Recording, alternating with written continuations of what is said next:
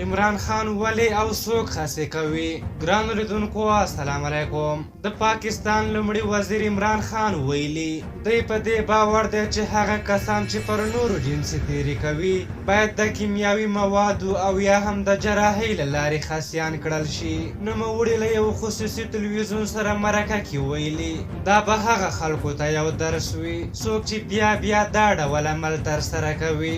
د لومړي وزیر عمران خان څرګندونې په داسې حال کې رامخته کیږي چې پاکستان کې پر یوې میرمنې د جنسي تیري پیښې په ټول هېواد کې سخت غبرګونونه راپارولي. دا پیښه څو ورځې وړاندې د لاهور پر موټر وهله وشوه چې د یوې ښځې موټر خراب شو او وروسته د هغه کسانو لخوا پرې جنسي تیری وشو چې ظاهرا مرسته ورسره کوله.